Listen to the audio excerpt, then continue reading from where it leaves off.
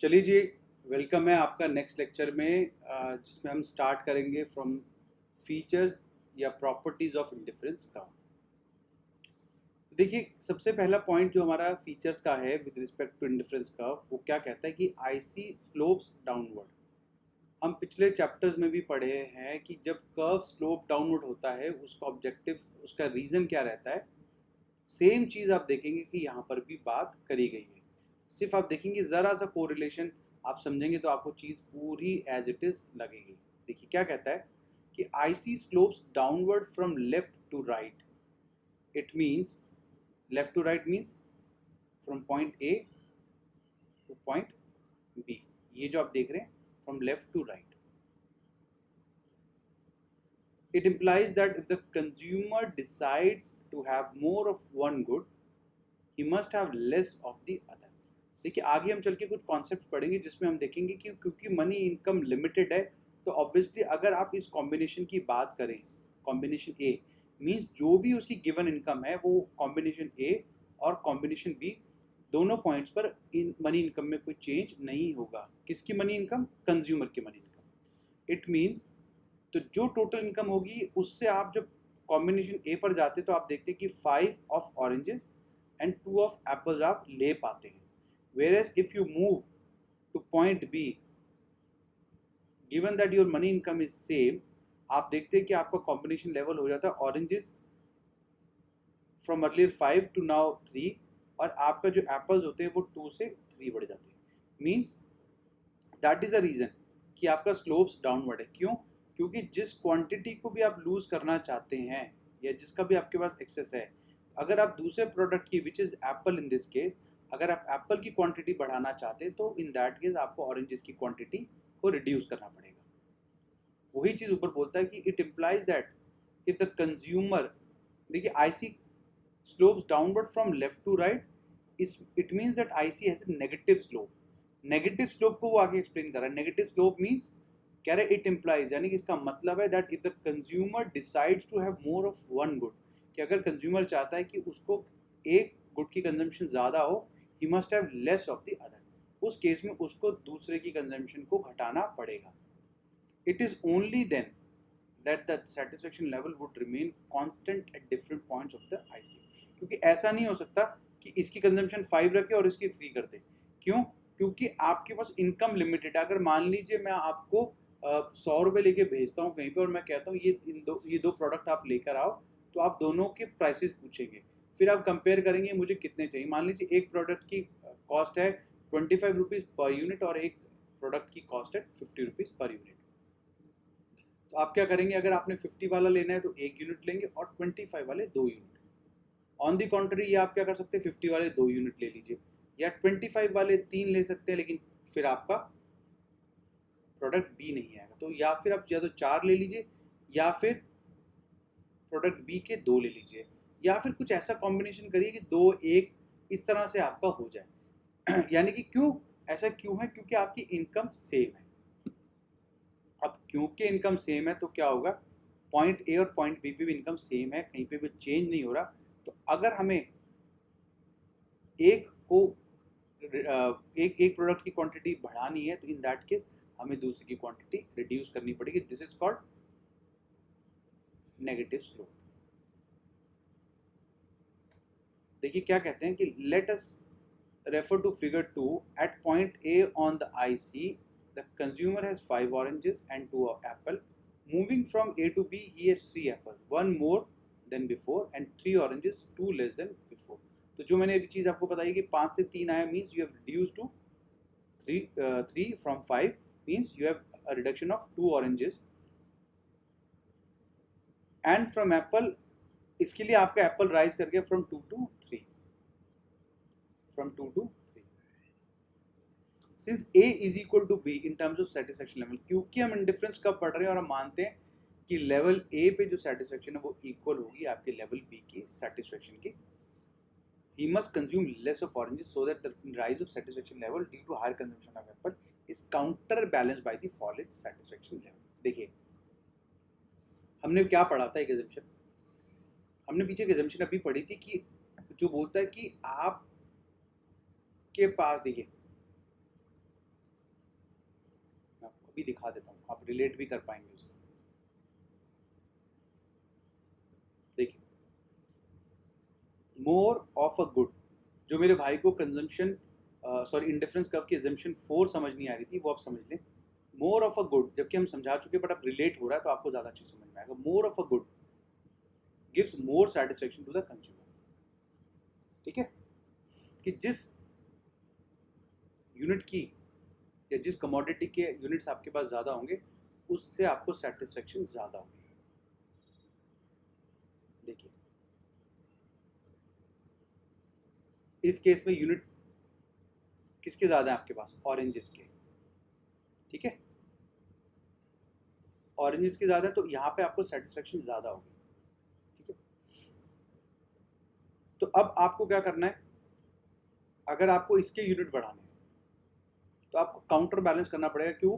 क्योंकि इसमें आप ऑलरेडी ज़्यादा कर रहे हो। तो ये नहीं है कि अगर आप सेटिस्फेक्शन की बात करोगे तो आप इसी में बढ़ते रहना चाहोगे। क्यों? क्योंकि वो बोलता है कि जिसमें आप जो चीज़ आपके पास ज़्यादा है उसकी आपको सेटिस्फेक्शन ज़्यादा मिलेगी। ये हमारी एजम्पशन थी।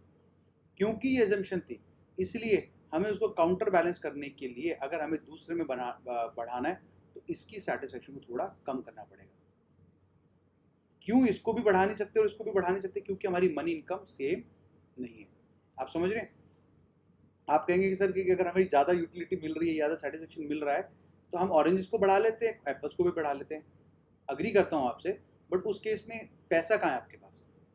क्योंकि one of the first assumption was कि मनी इनकम चेंज नहीं होगा, क्योंकि मनी इनकम लिमिटेड है। आप कोई एक ही पॉसिबल, क्योंकि अगर आप मैक्सिमम खरीद रहे थे तो वो था 5 ऑरेंजेस और उस केस में आप सिर्फ एप्पल्स 2 ले रहे थे। ठीक है, तो अब हम, आप कहेंगे सारे ऑरेंजेस ही ले लीजिए। देखिए, फिर वो पॉसिबल कॉम्बिनेशन नहीं होंगे, क्योंकि सब्स्टिट्यूट गुड्स की बात कर रहे हैं आप इसमें।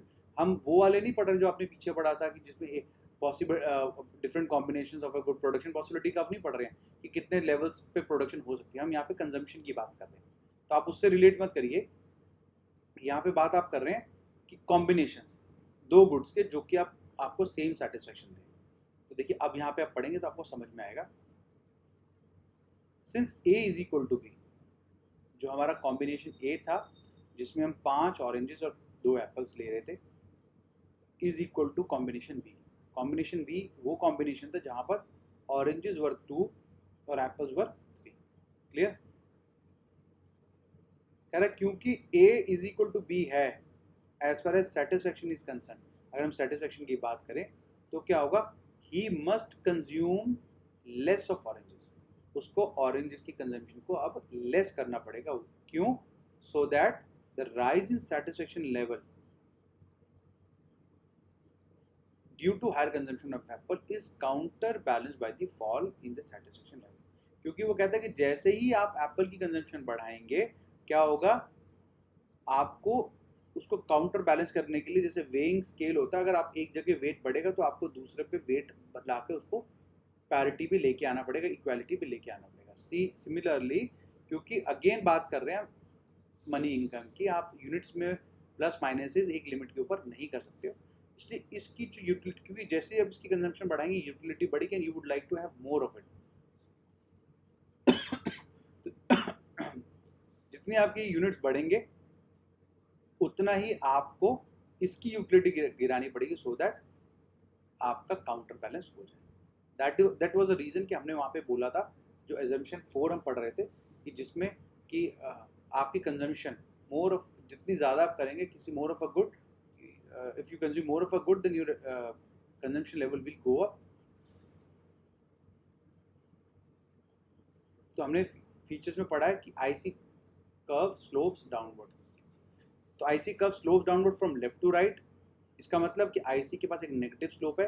नेगेटिव स्लोप का मतलब कि अगर आपको एक गुड को बढ़ाना है तो आपको you have to have less of other, और यही हम चीज़ यहाँ पे कर रहे हैं। ठीक है, it is the only point, it is only then, क्योंकि जब तक आप ऐसा नहीं करेंगे तो आप इक्वल सेटिस्फेक्शन हर लेवल पर मेंटेन नहीं कर पाएंगे। क्योंकि अगर आपको एक का कम दूसरे का ज़्यादा करना है तभी आप डिफरेंट कॉम्बिनेशन अचीव कर सकते हो with the same satisfaction level. और उसके बाद हमने एक ग्राफ देखे और उसके बाद में हमने इसको सिचुएशन को एक्सप्लेन कर दिया। आई डोंट थिंक कि यहाँ पर कोई आपको प्रॉब्लम है, फिर भी हो आप मुझे बोल सकते हैं। देखिए क्या बोलता है कुछ चीज़ें मैं आपको डेलिबरेटली पढ़ा रहा हूँ सो दैट आपको बार बार सुन के वो चीज़ें बैठ जाए आपके मन में.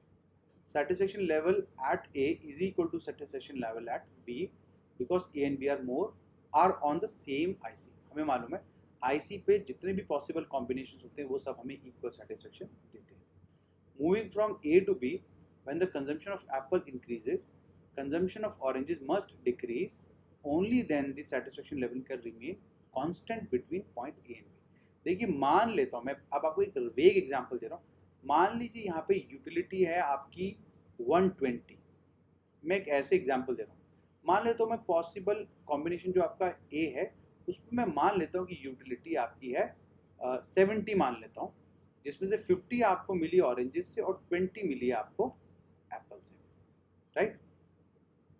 अच्छा, अगर जैसे ही मैं ऑरेंजेस को बढ़ा, अब मुझे पता है कि यहाँ पे भी 70 है तो यहाँ पे भी 70 होनी चाहिए. मैं सिर्फ एक 70 की एक एजम्पशन लेके चल रहा हूँ, एक ऐसी एक नंबर लेके चल रहा हूँ. आप 80 रख लीजिए, 100 रख लीजिए, बट आपको 70 की फिगर समझ में आएगा बिकॉज 5 and 2 दोनों का सम इज इक्वल टू 7 होता है. तो मैं 70 की राउंड फिगर लेके चल रहा हूँ.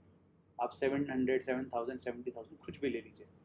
तो मैं मानता हूँ कि कॉम्बिनेशन ए पर अगर ऐसे मान के चलें कि 70 आपकी यूटिलिटी है, just to make you understand this graph. अगर यहाँ पे हम 70 की यूटिलिटी मानते हैं, इस 70 की यूटिलिटी जो आपको मिल रही है उसमें आप 5 ऑरेंजेस कंज्यूम कर रहे हैं एंड 2 एप्पल्स कंज्यूम कर रहे हैं. क्लियर.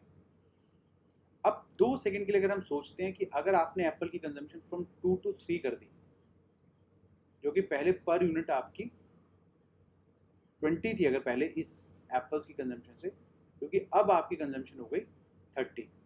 तो यहाँ पे तो अगर कोई चेंज ना हो तो 50 + 30 कितना होगा, 80.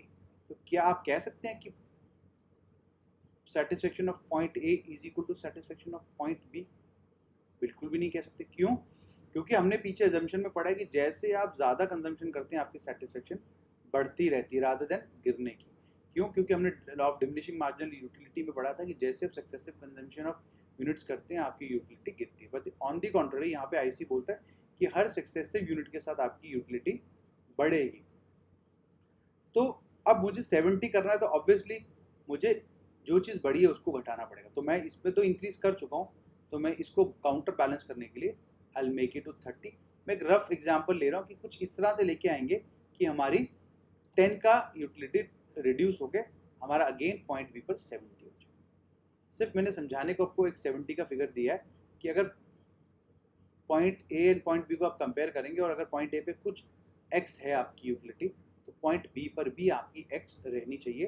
तो जब क्योंकि यहाँ पे आपने यूनिट बढ़ाया तो यूटिलिटी बढ़ जाएगी, तो हो सकता है एक्स प्लस जो भी एक ऑरेंज से एक एप्पल से जो यूटिलिटी आएगी तो एक्स प्लस वो यूटिलिटी हो जाएगी. बट क्योंकि आपने इक्वल रखनी यूटिलिटी तो जितना आपने इंक्रीज करा है उतना आपको यहाँ से डिक्रीज भी करना पड़ेगा. क्लियर. आगे बोलता है, यही चीज़ यहाँ पे बोलता है कि moving from A to B when the consumption of apple increases. जब आप एप्पल की कंजम्पशन बढ़ा देते consumption of oranges must decrease. Oranges की कंजम्पशन को गिराना ही होगा. ओनली देन तभी satisfaction level can remain constant. तभी ऐसा पॉसिबल है कि आपका ए से डिराइव की गई यूटिलिटी आपकी इक्वल हो जाए पॉइंट बी की यूटिलिटी से. Since consumption of two goods on the IC is negatively or inversely related, IC must slope downward.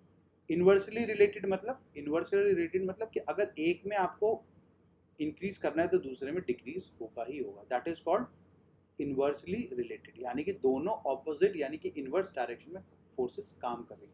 On the कॉन्ट्री अगर मैंने जो इसको बढ़ाना है तो मुझे I again need to come back to point 2 if in case I want to go back to consumption level 5. तो यानी कि वाइस वर्सा आपको बढ़ाना है तो दूसरे को घटाना पड़ेगा, और अगर दूसरे को घटाना है तो पहले को बढ़ाना पड़ेगा, जैसे भी आपको ठीक लगे. देखिए स्लोप ऑफ आईसी क्या बोलता है, ये सिर्फ एक एल्जेब्रिक एक्सप्रेशन है जब समझाने के लिए सो दैट दिमाग में बैठ जाए, और कुछ इसका कोई प्रैक्टिकल इतना रिलेशन है नहीं. देखिए ये जो जितना चेंज है मैं आपको पहले भी पढ़ा चुका हूँ, जो डेल्टा होता है दैट रिप्रेजेंट चेंज. तो आपका चेंज एप्पल में क्या, ऑरेंजेस में क्या आया है, यानी कि गुड बाई में क्या है, आप ए से इस लेवल पर आए। मान लीजिए दो कॉम्बिनेशन है 5, 2, 3 और 2, तो ये जो है हमारा डिफरेंस, ये जो डिफरेंस है बेसिकली, अगर मैं इसको थोड़ा सा कर्व है इसलिए मैं आपको इसमें इन्होंने 90 डिग्री का एंगल ले लिया, बट इन्होंने बोला कि ये जो इंटरेक्टिव पॉइंट है ये वाला ए बी, ये जो एंगल है ये आपकी स्लोप है। तो slope of I C is equal to delta Y upon delta X. Delta Y क्या है, जो गुड वाई में चेंज आया है, और डेल्टा एक्स क्या है, चेंज इन गुड एक्स सी, तो सॉरी गुड एक्स, तो गुड वाई में जो चेंज आया है रिप्रेजेंट्स डेल्टा वाई, और गुड एक्स में जो चेंज आया है विच इज़ फ्रॉम 2 to 3, इसको हम रिप्रेजेंट करेंगे डेल्टा एक्स से। तो which is A B delta Y is equal to A B divided by delta X which is nothing but B C. तो ये होगा 2/1। यहाँ पे 5 - 3 इज इक्वल टू 2, इसलिए -2 बोल दिया, और यहाँ पे 3 - 2 1, यहाँ पे 1, -2/1 is equal to -1। So consumption of 1 additional unit of good X involves the sacrifice of 2 units of good Y. So this is called slope of IC. Nothing but एक basic सा equation था, so I made you understand कि हम इसको लिखते हैं कैसे। Monotonic preferences मैं आपको पहले ही बता चुका। तो पहली हम assumption प्रॉपर्टी पढ़ चुके हैं कि IC कर्व्स स्लोप्स डाउनवर्ड। मैंने आपको बेसिक लाइंस भी बता दी कि आपको कहाँ याद करना है।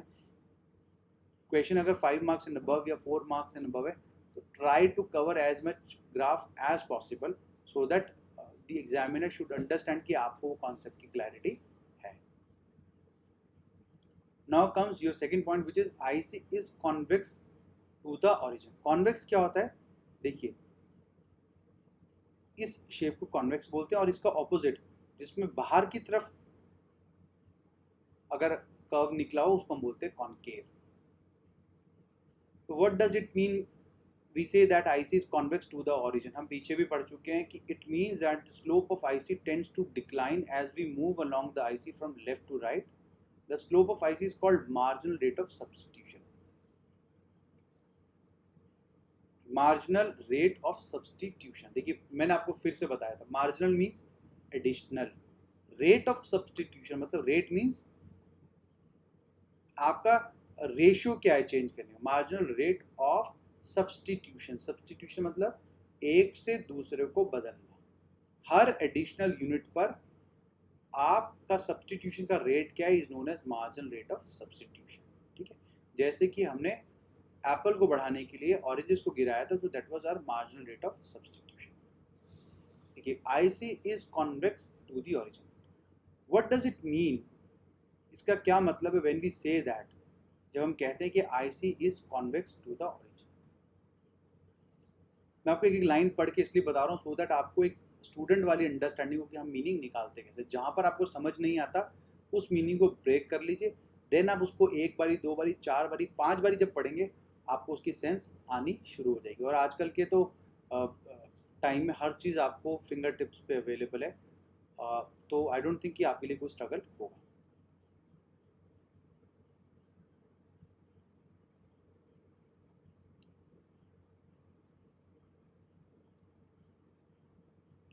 देखिए it means that the slope of IC, अभी हमने स्लोप पढ़ी ऊपर, tends to decline as we move along the IC from left to right. तो कह रहा है कॉन्वेक्स का मतलब ये है कि जैसे जैसे हम लेफ्ट से राइट होते जाएंगे ये गिरता चला जाएगा, तभी ये शेप कॉन्वेक्स हो जाती है। The slope of IC is called, हम इसको क्या बोल सकते हैं स्लोप को, मार्जिनल रेट ऑफ सब्स्टिट्यूशन। इस स्लोप को हम क्या बोल सकते हैं, marginal rate of substitution. It indicates, ये हमें दर्शाता है that the rate at which, it indicates the rate at which the consumer is willing to substitute one good for the other. मैंने अभी आपको बताया marginal rate of substitution means, marginal में हम क्या पढ़ते थे पीछे कि हर एडिशनल यूनिट पर, जब मार्जिनल यूटिलिटी पढ़ते थे हम क्या पढ़ रहे थे कि पिछले लेवल से और इस लेवल पर आने के लिए आपने कितनी यूटिलिटी डिराइव करी है, कितनी एडिशनल यूटिलिटी आपने डिराइव करी है उस यूनिट की एक एडिशनल यूनिट की कंजम्पशन से, which is your marginal utility. तो मैं अगर मार्जिनल रेट ऑफ सब्सटीट्यूशन बोलूँ और मैं बोलूँ मार्जिनल सब्सटीट्यूशन रेट, अगर मैं हटा दूँ क्योंकि मुझे उसमें उसकी पेस चाहिए, वो नंबर चाहिए, इसलिए मैं रेट लगा रहा हूँ कि किस स्पीड से या किस नंबर से वो गिर रहा है या सब्सटीट्यूट कर रहा है, तो इसलिए मैं वर्ड यूज़ करता हूँ मार्जिनल रेट ऑफ सब्सटीट्यूशन। वो क्या रेट है जिस रेट से आप सब्सटीट्यूट कर रहे हो, मीन्स देयर बाय कि आप प्रोडक्ट एक्स में अगर जाते हैं तो प्रोडक्ट वाई में आप कितना फॉल करते हैं, सो दैट आप प्रोडक्ट वाई में से आप प्रोडक्ट एक्स में सब्सटीट्यूट करें। ठीक है जी। तो कहता है कॉन्वेक्स का मतलब होता है कि आईसी टेंड्स टू डिक्लाइन जब हम लेफ्ट से राइट जाते हैं। आईसी की स्लोप को हम क्या बोल सकते हैं, मार्जिनल रेट ऑफ सब्सटीट्यूशन। ये इंडिकेट करता है वो रेट, वो पेस या वो स्पीड या वो रेशियो या वो परसेंटेज एट विच या वो यूनिट, वो नंबर ऑफ यूनिट एट विच, कुछ भी आप बोल सकते हैं लेकिन आपको अंडरस्टैंडिंग आनी चाहिए। It indicates the rate at which the consumer is willing to substitute one good for the other. आपको वो स्लोप क्या दिखाती है कि आप देखिए, जब आप इस पॉइंट पर थे ए, और जब आप ए से सी पर आए, अभी फिलहाल इसको भूल जाइए बी वाले को, मान के चलिए ये वाला है, जब आप ए से बी पर आए, इसने आपको क्या दिखाया कि एक एप्पल को पाने के लिए what you have lost 2 units of oranges. To gain 1 unit of apple, you have lost 2 units of oranges. So this is your marginal rate of substitution. This is nothing but आपका slope. यही आपकी MRC है, MRS है. As we move along the IC from left to right, the slope of IC is called marginal rate of substitution. It indicates the rate at which the consumer is willing to substitute one good for the other. Clear? Marginal rate of substitution refers to the rate at which the consumer is willing to substitute one good or the another for the another. MRS refers to the rate at which the consumer is willing to sacrifice good Y for good X. किसी भी तरह से आप लिख लीजिए, बात एक ही है। देखिए अब आगे पूछता है कि ठीक है अगर ऐसा है तो why should MRS decline। देखिए मैंने अभी आप ये सब चीज़ें मैं आपको समझा चुका हूँ, लेकिन अब आप देखेंगे लैंग्वेज में वही चीज़ लिखी गई है। मैंने आपको क्या बोला है, मैंने आपको बोला कि देखिए दो गुड्स को आपने प्लॉट किया ग्राफ पर, ठीक है। एजम्पशन क्या थी हमारी एजम्पशंस थी कि जैसे जैसे आप किसी यूनिट की कंजम्पशन बढ़ाओगे तो आपका यूटिलिटी उस प्रोडक्ट से बढ़ती जाएगी। एक्चुअल में ऐसा होता नहीं है, इसलिए आप थोड़े से कंफ्यूज हो रहे हो। ऐसा क्यों नहीं होता, क्योंकि आपने पहले पढ़ा हुआ है डिमिनिशिंग मार्जिनल यूटिलिटी कि जैसे आप यूनिट्स की, और जो प्रैक्टिकल भी है कि जैसे ही आप यूनिट्स की कंजम्पशन बढ़ाते जाएंगे वैसे ही आपकी यूटिलिटी, हर एडिशनल यूनिट से मिलने वाली यूटिलिटी कम होती चली जाएगी और एक लेवल पे ज़ीरो आ जाएगी। हमने फिर पढ़ा भी था TU MU और उसके रिलेशनशिप में भी। तो क्या होगा, हर सक्सेसिव यूनिट के साथ आपको एडिशनल यूटिलिटी यानी कि मार्जिनल यूटिलिटी आपकी गिरनी शुरू हो जाएगी और एक लेवल पे आके स्टेबल हो जाएगी, then it will start fall. तो जब वो गिरनी शुरू हो जाएगी इट मीन्स ऐसा नहीं है कि आप बढ़ाते जाएं कंजम्पशन और आपकी बढ़ती जाए, लेकिन उस चीज़ को आप 2 मिनट के लिए वहीं छोड़ दीजिए। जब हम IC कर्व की बात करते हैं, जब हम indifference curve analysis consumer equilibrium पढ़ रहे होते हैं थ्रू इंडिफरेंस कर्व एनालिसिस, तब हमें वो पॉसिबिलिटी को हटाकर चलना है। यहाँ पर एजम्पशन क्या हो जाती है कि हर सक्सेसिव यूनिट के साथ आपकी यूटिलिटी क्या होगी, आपकी यूटिलिटी बढ़ती जाएगी। क्लियर? इंस्टेड ऑफ गिरने के, आपकी हर सक्सेसिव यूनिट के साथ कंजम्पशन के आपकी यूटिलिटी बढ़ती जाएगी। क्लियर? इसलिए जब आपने देखा था कि आप एप्पल के आपने एक यूनिट बढ़ाया, क्योंकि हमारा यूनिट बढ़ा कंजम्पशन का, तो एजम्पशन के हिसाब से हमारी यूटिलिटी बढ़नी चाहिए। ठीक है, तो जब मेरी एक तरफ यूटिलिटी बढ़ेगी, मेरी इनकम चेंज हो नहीं सकती, तो मुझे ऑब्वियसली, और मुझे पिछले कॉम्बिनेशन और इस कॉम्बिनेशन में यूटिलिटी को सेम रखना है, तो ऑब्वियसली मुझे उसको मेंटेन करने के लिए कहीं से तो लूज करना पड़ेगा। तो जब मैंने गेन इसमें किया तो ऑब्वियसली जब मैं 2 गुड्स में ही प्ले कर रहा हूँ, खेल 2 गुड्स के साथ रहा हूँ, तो अगर मुझे एक से गेन आए तो मुझे उसको काउंटर बैलेंस करने के लिए इन एनी केस दूसरे गुड की यूटिलिटी को नीचे लेकर आना पड़ेगा। तो दूसरे गुड की यूटिलिटी को नीचे लेकर आने का मतलब क्या है, मुझे उसकी कंजम्पशन घटानी पड़ेगी। क्लियर हो गया? तो अब एजम्पशन देखिए गिराने में भी काम आ रही, क्योंकि वो बोलते जितनी आप ज़्यादा करेंगे उतनी आपकी यूटिलिटी बढ़ेगी, मीन्स आप कम करेंगे तो आपकी यूटिलिटी कम होगी। तो अगर मुझे यूटिलिटी कम करनी तो लॉजिकली मुझे क्या करना चाहिए, मुझे उनकी कंजम्पशन कम करनी चाहिए, वही मैंने किया है वहाँ पर। क्लियर? यही जो है this is nothing but marginal rate of substitution. इसी को मैं स्लोप भी बोल देता हूँ, इसी को मैंने एक इक्वेशन में डाल के भी दिखा दिया, इसको मैंने आपको समझा भी दिया। मुझे नहीं लगता कि इसके बाद भी आपको फर्दर क्लैरिटी चाहिए। आपको फिर भी अंडरस्टैंडिंग ना हो, आप मुझे बताइए, मैं आपको बट कोशिश करिए कि आप मुझे कॉल करें, मैं आपको डायरेक्टली समझा दूँ। फिर भी आपको हेजिटेशन है कॉल करने में तो आप बताइए, बट आई डोंट थिंक इस स्टेज पर हम बार बार उस चीज़ को टेकअप कर पाएंगे, बट आई ट्राई कि मैं आपको दोबारा से एक रिकैप दे पाऊँ। क्लियर? तो यहाँ पे इसने बोला है कि आईसी का कॉन्वेक्स होने का रीजन क्या है, कह रहा है आईसी के कॉन्वेक्स होने का रीजन एक ही है कि उसकी स्लोप ऐसी क्यों है, क्योंकि जब हम लेफ्ट से राइट आते हैं तो हम देखते हैं because of marginal rate of substitution, जो कि हमें बताता है कि अगर आपने एक की यूटिलिटी बढ़ानी तो आपको दूसरी की कंजम्पशन घटानी पड़ेगी। तो कहते हैं मार्जिनल रेट ऑफ सब्स्टिट्यूशन क्या होता है, कह रहा है वो रेट होता है जिसपे कंज्यूमर विलिंग टू सैक्रिफाइस और willing to substitute one good for the other, दूसरे गुड्स के लिए जो आप यूनिट सब्स्टिट्यूट करने को रेडी हैं उसी को मार्जिनल रेट ऑफ सब्स्टिट्यूशन बोलते हैं। फिर वो पूछता है कि ऐसा क्यों होता है कि एमआरएस डिक्लाइन करता है। अब आप पढ़ेंगे, अब आप लाइन टू लाइन पढ़ेंगे, आप देखेंगे मैं आपको सब पढ़ा चुका हूँ। कहता है as more and more unit of good X are consumed. Good X आपको एक बारी दिखा देता हूँ, ये वाला ग्राफ है, ठीक है जी, ये वाला ग्राफ है अलजेब्रिक इक्वेशन वाला। आपने ये ए बी ये राइट एंगल सब भूल जाइए, एंगल एंगल कुछ नहीं है, आप सिर्फ मान के चलिए जिसको आप ऑरेंजेस बोलते थे पहले वो गुड वाई है, और अब जिसको आप एप्पल बोलते थे वो क्या है आपका गुड एक्स। ठीक है जी, सॉरी सॉरी सॉरी सॉरी, देखिए कहता है as more and more unit of good X are consumed by the consumer, जैसे जैसे आप गुड एक्स की कंजम्पशन बढ़ाते जाएंगे his intensity of desire for good X tends to decline, उसको एक्स को पाने की इच्छा घटती जाएगी, implying that marginal utility of good x tends to fall.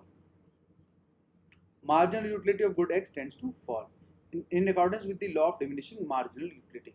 In accordance with the marginal utility जो आपने लॉ पढ़ा था diminishing marginal utility, उसके हिसाब से। क्लियर? दोबारा बोलता हूँ, as more and more unit of good x are consumed by the consumer, his intensity of desire for good x tends to decline, implying that marginal utility of good x tends to fall in accordance with the law of diminishing marginal utility. On the other hand, as more and more units of good y are given up, his intensity of desire for good y tends to rise. ठीक है? Implying that marginal utility of good y tends to rise with every additional unit of it being sacrificed. It is because of this, जितने ये unit आपके पास कम है उसको पाने की इच्छा, आपकी इंटेंसिटी ऑफ डिजायर हम assumptions में पढ़ चुके हैं, उतनी ज़्यादा हो जाएगी. It is because of this, for every successive unit of good x, the consumer is willing to give up less and less amount of good y. Accordingly, delta y upon delta x sacrifice y per unit of it tends to fall as move towards the IC. Thus, IC is convex to the origin because MRS tends to decline.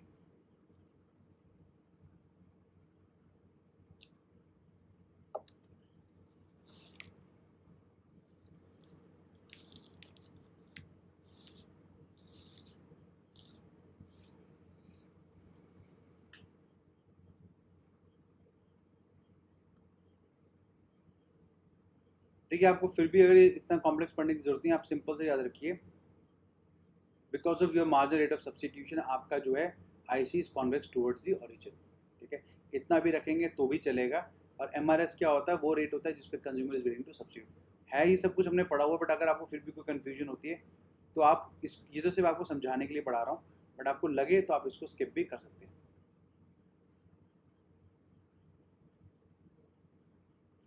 ठीक है,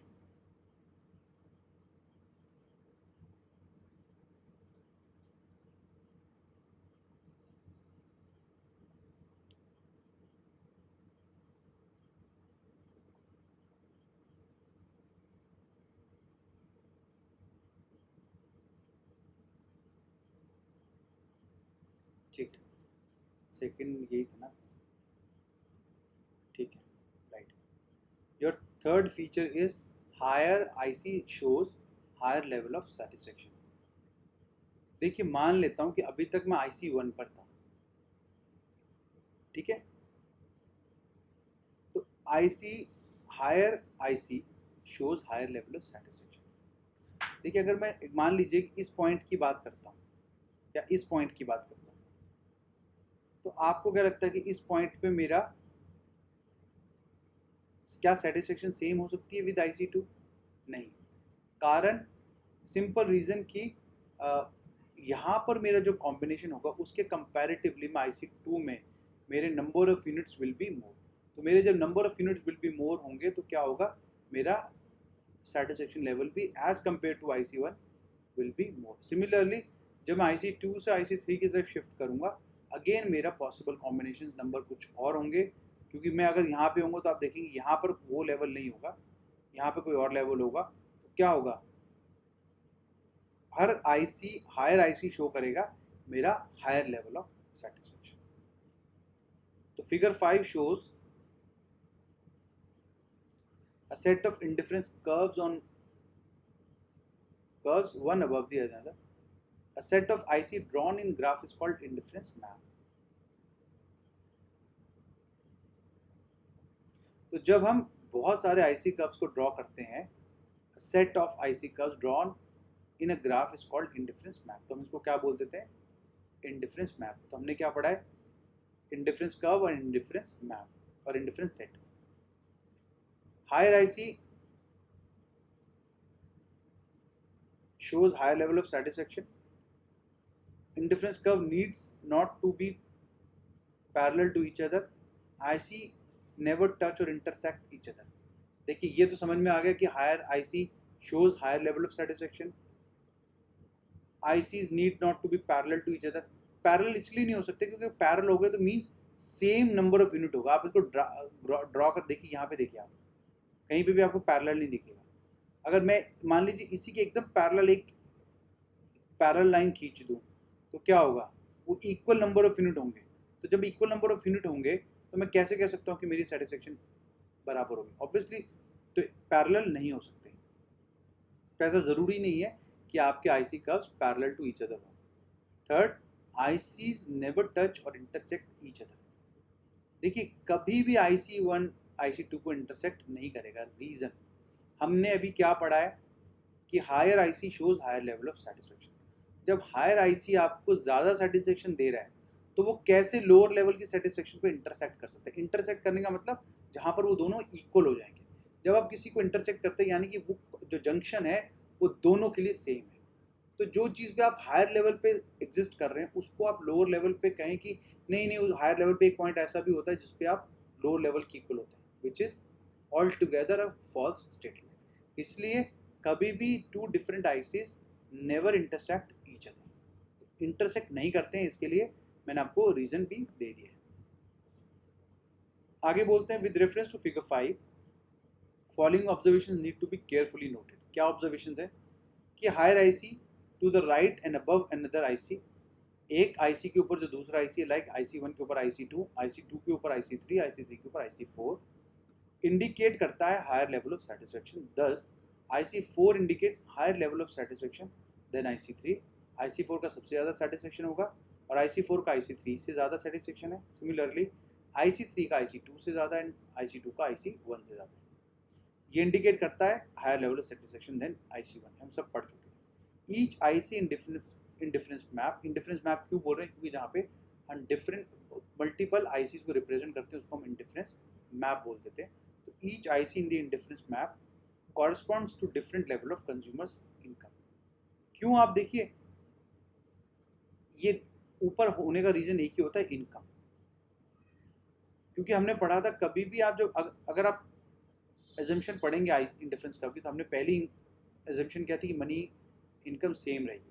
क्यों? क्योंकि अगर आप money income बढ़ा देंगे तो obviously आपकी हो सकता है आप IC1 से IC2 पे शिफ्ट कर गए होते। क्यों? क्योंकि नंबर ऑफ यूनिट IC2 में एज कम्पेयर टू IC1 ज़्यादा है फॉर बोथ द गुड्स।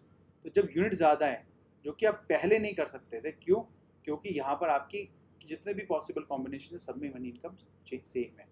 जैसे ही आपकी मनी इनकम बढ़ेगी तो आप you will shift to IC2 from IC1, आप IC2 पे शिफ्ट कर जाएंगे IC1 से। क्लियर?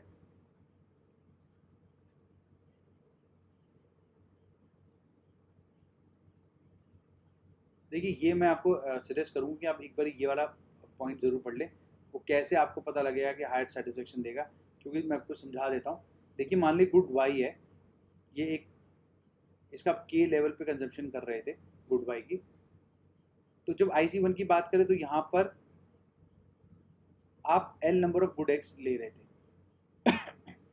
लेकिन मैंने बोला कि आपकी इनकम अचानक से बढ़ गई, तो आपने क्या करा, गुड एक्स का यूनिट बढ़ा दिया। However you kept good Y at the same number, आपने गुड वाई की कंजम्पशन आप ये number of unit you haven't increase, so उसका लेवल अभी भी सेम है, but you have reach to a point called S, जहाँ पर गुड वाई के still the number of unit consumed is K, however you have increase the consumption of good X from L to L1।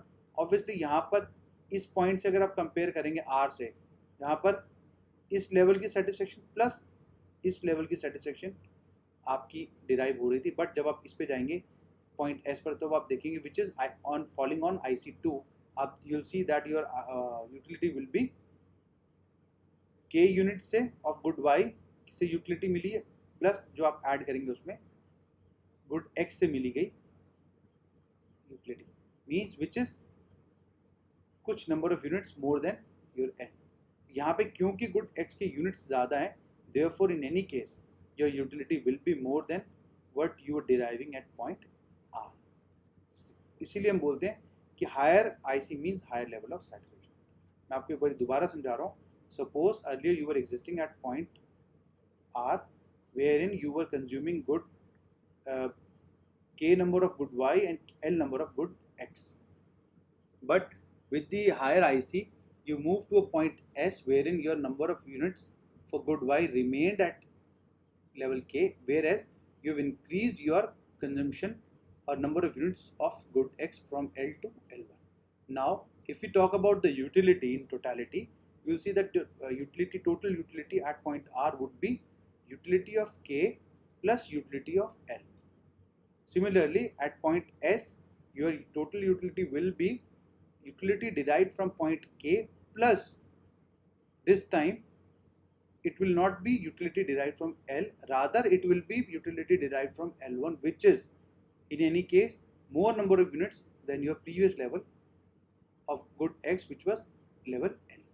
तो L से आप L1 में ज़्यादा आए हैं, मूव करें, तो ऑब्वियसली नंबर ऑफ यूनिट्स बढ़े, तो कंजम्पशन भी बढ़ी है, तो उसके साथ आपकी यूटिलिटी भी बढ़ी। यूटिलिटी क्योंकि बढ़ी है, तो total utility if you compare with R आपकी पॉइंट S पर ज़्यादा। इसीलिए हम कहते हैं कि हर हायर IC रिप्रेजेंट करता है एक higher level of satisfaction. ICs do not cross और इंटरसेक्ट ईच अदर, ये मैं आपको पढ़ा चुका हूँ, ये आप पढ़ लेंगे, कुछ भी नहीं है इसमें, क्योंकि दो ICs represent multiple higher level of income, क्योंकि आप कभी भी लोअर लेवल की कंजम्पशन नहीं करेंगे। तो आप पढ़ लीजिए, in case you are not finding it comfortable, मैं आपको रिवाइज करा दूंगा, बट आई डोंट थिंक इसमें ऐसा कुछ है कि आपको, देखिए ICs तो अभी तक हमने 4 एजम्पशन पढ़ ली हैं। पहली प्रॉपर्टीज पढ़ ली हैं। पहले हमने पढ़ा है IC slopes downward, then we read about IC is convex to the origin, then we read कि higher IC shows higher level of satisfaction, then we studied that ICs do not cross or intersect each other, because it is not at all possible कि दो different ICs जो दो different money income level पर चल रहे हैं वो किसी भी पॉइंट पे सेम सेटिस्फेक्शन दे, तो which is not at all possible. इसलिए आप एक बार इसको एक सिंपल रीडिंग करेंगे, you will able to understand कि why they are saying that two ICs do not intersect और cross each other. And the fifth one was is your IC does not touch x axis और y axis. Why unlike production possibility curve, जहाँ पर एक हम देखते थे किसी एक यूनिट की कंजम्पशन प्रोडक्शन 0 भी होती थी और दूसरे की मैक्सिमम होती थी। देखिए ऐसा यहाँ पर ऐसा नहीं होता। Reason, IC analysis considers the consumption of two goods simultaneously. यहाँ पर हम दो यूनिट्स की कंजम्पशंस की बात कर रहे हैं, दो यूनिट्स की पैरेलल कंजम्पशन की बात कर रहे हैं, ठीक है। तो वहाँ पे कभी भी जीरो नहीं होता, क्योंकि जब आप सब्स्टिट्यूट गुड्स की बात करें तो ऑब्वियसली आप एक number of X and certain number of Y की कंजम्पशन करेंगे। तो साइमल्टेनियस जब बात होती है पैरेलल, पैरेलल में कभी भी एक जीरो नहीं होगा, और ये नहीं होगा कि एक की जीरो कर रखी है एक की आपने, तो आप कैसे कंपेयर करेंगे। If IC touches y axis, अगर IC touches y axis means good y क्या है, जीरो, कंजम्पशन जीरो है। लाइकवाइज अगर हम IC को टच करें एट x एक्सिस, इसका मतलब होगा good x is zero. Clear. तो ये दोनों ही केसेस में पॉसिबल, जब आप देख रहे हैं x एक्सिस को टच कर रहा है और जब y एक्सिस को टच कर रहा है, यहाँ पे good x will be zero, यहाँ पे good y will be zero, which is not at all possible. Clear. तो हमने अच्छे से प्रॉपर्टीज भी पढ़ ली है। Now we are talking about consumers budget, budget set and budget time. देखिए मैं आपको इसका एग्जांपल दे देता हूँ, इसमें सिर्फ बेसिक से आपको चीज़ याद रखनी है।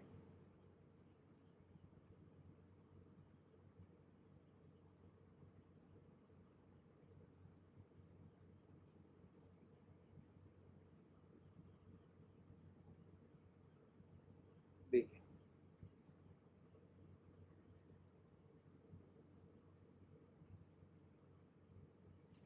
मान लेता हूँ मैं आपको एक 60 रुपीज़ का बजट देता हूँ। इस इक्वेशन के हिसाब से मान लीजिए मैं आपको 60 रुपीज़ देता हूँ और मैं आपको कहता हूँ आपको दो प्रोडक्ट परचेज करने हैं, which is nothing but good 1 and good 2। Also मैं आपको अज्यूम करते हैं कि मान लीजिए कि गुड 1 का price is ₹2 per unit and price of good 2 is 1, यानी कि गुड 1 का प्राइस ₹2 पर यूनिट है एंड गुड 2 का प्राइस इज़ ₹1 पर यूनिट। तो जब आप मार्केट में जाएंगे, आपकी जेब में 60 रुपीज़ पड़े हैं और आपको गुड 1 एंड गुड 2 परचेज करना है, तो आप क्या कर सकते हैं, जो मैं आपको भी समझा भी चुका हूँ कि या तो आप 60 रुपीज़ से सारा गुड 2 ले लीजिए और गुड 1 जीरो कर लीजिए। अब क्वेश्चन आएगा कि गुड 2 का प्राइस पर यूनिट कितना है। हमने अभी पढ़ा है गुड 2 का प्राइस ₹1 पर यूनिट है, यानी कि मैं अगर सारी बजट गुड 2 पर स्पेंड कर देता हूँ मैं 60 यूनिट्स ले सकता हूँ। क्यों? क्योंकि मेरा पर यूनिट प्राइस इज ₹1, तो 60 यूनिट्स लेने के लिए मुझे 60 रुपीज़ देने पड़ेंगे, which is nothing but equal to my budget. तो मैं ये पॉसिबिलिटी कर सकता हूँ, या मैं कॉम्बिनेशन ये कर सकता हूँ कि मैं गुड 1 के 10 यूनिट ले लूँ।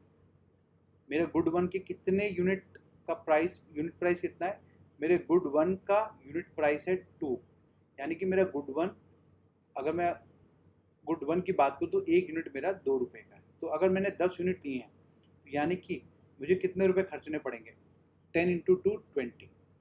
तो मेरे पास रिमेनिंग कितने होंगे, 60 में से 20 तो मैंने खर्च दिए गुड 1 के लिए।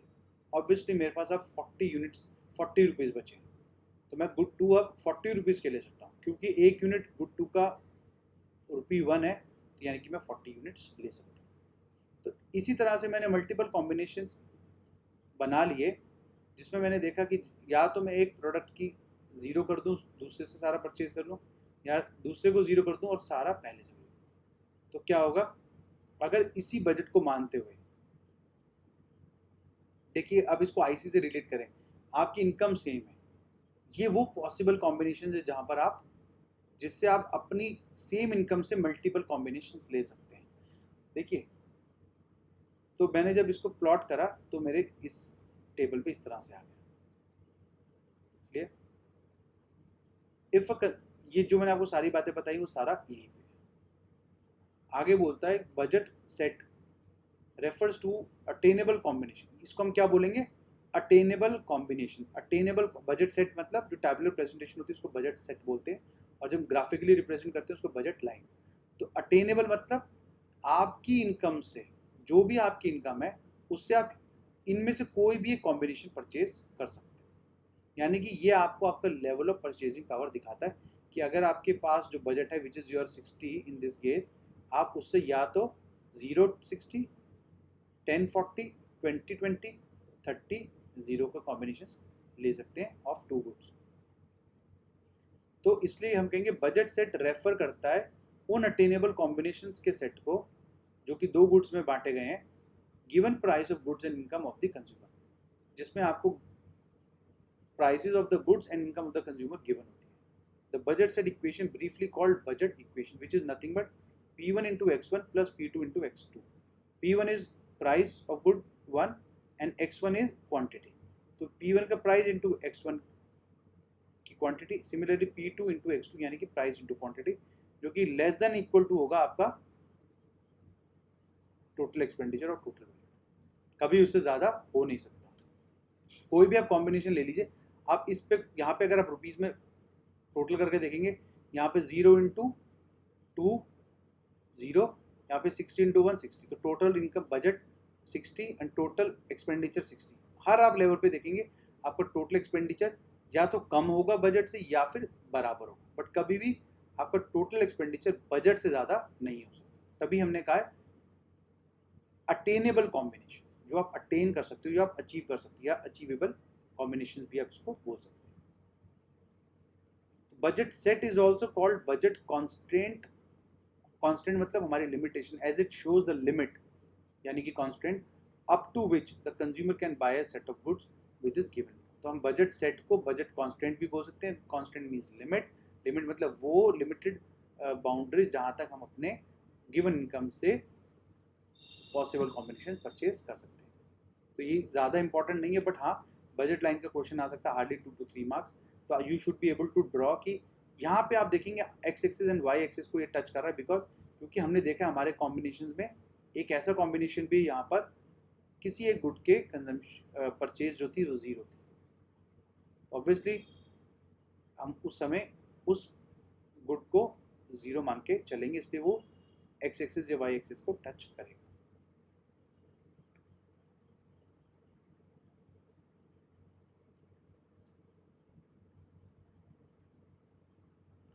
बजट लाइन क्या होता है? बजट लाइन, इसको जो हमने अभी बनाया इसको बजट लाइन बोलते हैं.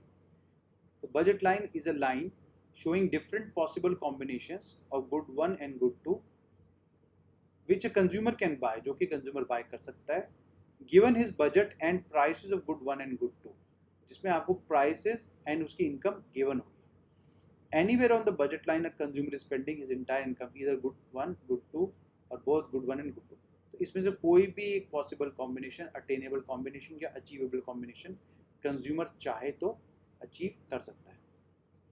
जो इसमें मेन चीज़ है पढ़ने वाली वो मैं आपको बता देता हूँ. अदर देन दैट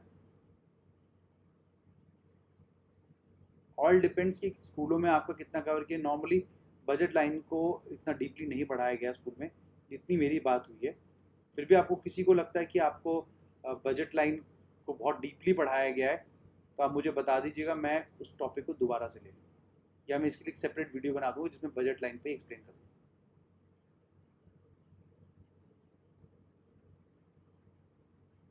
देखिए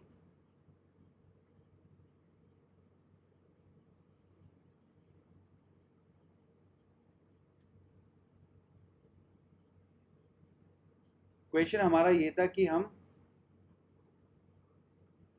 यहाँ से पढ़ते हैं. मैंने आपको बताया था कि कंज्यूमर का ऑब्जेक्टिव क्या होता है?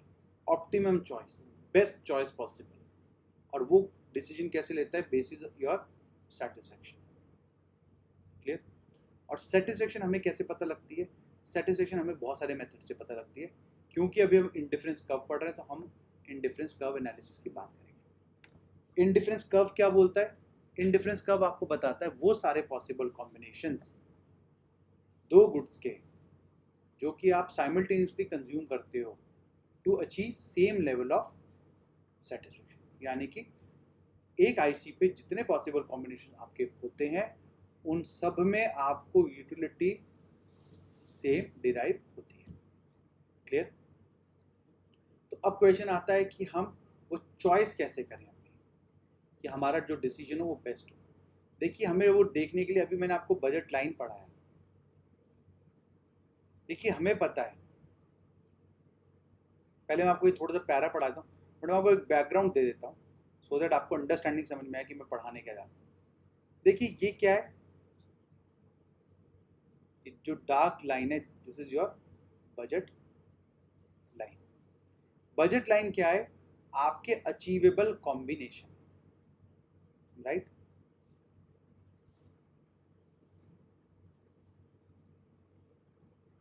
यानी कि देखा जाए, बड़ा वेग लैंग्वेज में बोलूंगा, ये आपकी औकात है, इस इससे ज़्यादा आप खर्च नहीं कर सकते।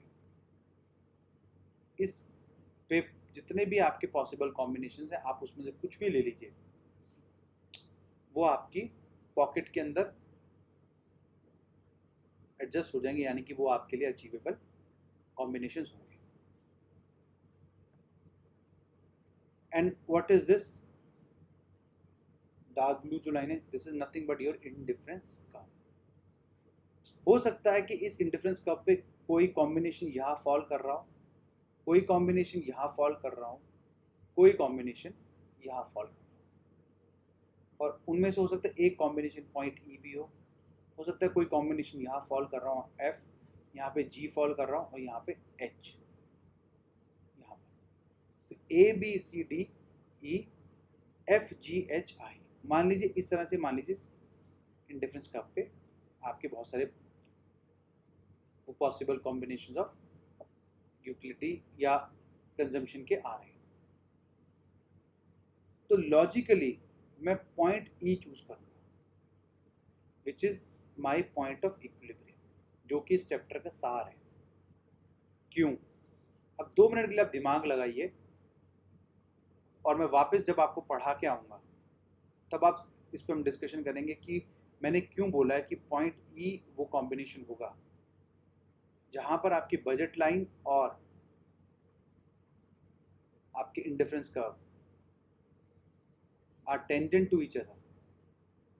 वो कॉम्बिनेशन हमारा पॉइंट ऑफ इक्विलिब्रियम क्यों होगा, ये हम अभी जस्ट थोड़ी देर में इस पॉइंट पर आते हैं, इसलिए मैं वापस ऊपर जाना चाहूँगा आपको समझाने के लिए। Consumers equilibrium refers to optimum choice of the consumer. Consumer equilibrium का मतलब क्या है? वो चॉइस जो कि ऑप्टिमम हो, वो चॉइस जो कि बेस्ट हो, किसके लिए? कंज्यूमर के लिए। इट इज रीच्ड, और उस लेवल पर आप कब पहुंचेंगे? व्हेन ही मैक्सिमाइजेज हिज सेटिस्फेक्शन, जब उसकी सेटिस्फेक्शन सबसे ज़्यादा होगी। अब आप धीरे धीरे इस जो एक लाइन पढ़ा रहा हूँ आपको, जो मैंने नीचे अभी पढ़ा उससे आप लिंक करके चलिएगा। Consumers equilibrium refers to optimum choice of the consumer. It is reached when he maximizes his satisfaction, जब भी कंज्यूमर अपनी सेटिस्फेक्शन को मैक्सिमाइज करता है, और उस लेवल पर जब वो कंजम्पशन करता है, हम बोलते हैं कि he reaches the level of equilibrium. In terms of indifference curve analysis, जब हम indifference curve analysis की बात करते हैं, the consumer reaches his optimum choice when two conditions are satisfied. देखिए, अब वो एजम्पशन प्रॉपर्टीज की बात कर रहा है, वो पहला ये बोल रहा है कि मार्जिनल रेट ऑफ सब्स्टिट्यूशन वाली बात, दूसरा बोलता है IC is convex to the origin. जब ये दो कंडीशंस आपकी फुलफिल हो जाए तो आपका क्या होगा? वो कहता है कि वो अपनी ऑप्टिमम चॉइस पे पहुंच जाए। कारण क्योंकि इंडिफरेंस कर्व की प्रॉपर्टीज हैं, इंडिफरेंस कर्व की प्रॉपर्टीज हैं, तो आपको मान के चलना पड़ेगा। फिगर 18 आप पे आ जाइए, ये मैंने अभी फिगर 18 है आपकी, ठीक है जी, ये फिगर 18 है। Offers diagrammatic illustrations of consumer equilibrium. It is drawn on the assumption that the consumer spending his given income, जो मैंने अभी आपको बजट 60 वाला एग्जांपल दिया था, वही सारा बजट ये समझा रहे हैं यहाँ पे। In a state of equilibrium, the consumer is buying 15 units of good X. कह रहा है in a state of equilibrium, equilibrium ये वाला, good X क्या कितना है? 15 units, and 30 units of good Y, and 30 units of good Y. He is maximizing his satisfaction. वो अपनी यूनिट्स की अपनी सेटिस्फेक्शन को मैक्सिमाइज कर रहा है। रीजन देखिए, इस बजट लाइन से आप थोड़ा सा नीचे आएंगे तो आप देखेंगे कि गुड वाई की यूनिट्स गिर गई है, ठीक है, भले गुड वाई एक्स की बढ़ गई हो, ठीक है। तो ई अपने आप में एक ऐसा कॉम्बिनेशन है, बट मान लीजिए मैं एक बात यहाँ कर रहा हूँ इस पॉइंट पर, ठीक है, बट क्या होगा यहाँ पे वो बेस्ट कॉम्बिनेशन है जहाँ पर मेरा दोनों मैक्सिमम है and touching my budget line means वो मेरे बजट पे भी है। अगर मैं यहाँ पे कॉम्बिनेशन करूँ यानी कि मैं अपनी बजट को पूरा यूटिलाइज नहीं कर रहा, यानी कि मेरा बजट और मेरी जो कंजम्पशन ऑफ यूनिट्स है, क्योंकि आईसी क्या रिप्रेजेंट करता है, नंबर ऑफ यूनिट्स की कंजम्पशन। आपको नहीं लगता कि मैं अपने बजट को अनयूटिलाइज्ड क्यों छोड़ूंगा? मैं वो यूनिट कंज्यूम करना चाहूँगा जो कि जहाँ पे मेरा पूरा बजट यूटिलाइज्ड हो जाए। इसलिए जहाँ पर मेरा budget line is tangent to my IC, वहाँ पे मैं बोलूँगा will be my point of equilibrium. तो मैंने आपको एक थॉट दिया है ये समझने के लिए कि आप अपनी इक्विलिब्रियम तक कैसे पहुँचेंगे। देखिए कुछ नहीं है, जो चीज़ें आपको पढ़ा चुके हैं वही पैरा है। आई वुड रिक्वेस्ट एवरीबडी क्योंकि आप एक सिंपल रीडिंग इसको ज़रूर दें, ठीक है, अदरवाइज आपका चैप्टर इज ओवर। लेकिन अगर आप budget line and budget set की बात करेंगे तो उसमें budget line and budget set से रिलेटेड क्वेश्चंस ज़्यादा मार्क्स का नहीं आएगा, बट स्टिल आप उसको पढ़िए ज़रूर। जहाँ आपको समझ नहीं आता मुझे ज़रूर बताइए, क्योंकि ये टॉपिक अभी मैं डीपली नहीं जा रहा हूँ because it was required by few out of you जिन्होंने मुझे बोला है। आउट ऑफ देम मैं इसलिए बोल देता हूँ क्योंकि बहुत सारे लोग ऐसे भी हैं जो अदरवाइज इस वीडियो को देख रहे हैं समझने के लिए सिर्फ, तो उन्होंने भी मुझे बोला, प्लस कुछ आप लोगों में से भी मुझे कुछ लोगों ने मैसेजेस किया कि आप ही चैप्टर ख़त्म करा दीजिए, क्योंकि कईयों में बजट लाइन वाला टॉपिक छुड़वा दिया। इसलिए मैंने आपको शुरू में डिस्क्लेमर दिया था कि follow your school curriculum, because आप क्लास 11th में हो, क्लास 12th में होते तो ये हो सकता है मैं आपको ये सारी चीज़ पढ़वा देता, बट इन केस आपको वो पॉइंट समझ में नहीं आता, डू लेट मी नो, मुझे कोई प्रॉब्लम नहीं है, मैं इस पर एक डिटेल्ड वीडियो बना के भी आपके लिए बना सकता हूँ, बट मैं डेलिबरेटली यहाँ पर इस चीज़ को अभी छोड़ रहा हूँ, अदरवाइज ये चैप्टर भी कंप्लीट नहीं होगा और अननेसेसरी आप उसको डेप्थ में लेके जाएंगे और कन्फ्यूजन और ज़्यादा बढ़ेगा आपका। तो बेटर है कि आप चीज़ों को समराइज़ करें, and I think we are done with our chapter 4 एंड in our next class we'll be starting up with next chapter which is nothing but ये chapter 5, और I would suggest कि हम forms of market वाला chapter study करेंगे। Anyways, do let me know in case आपका कोई और view है। Till then, take care and keep revising your course. See you in your next lecture.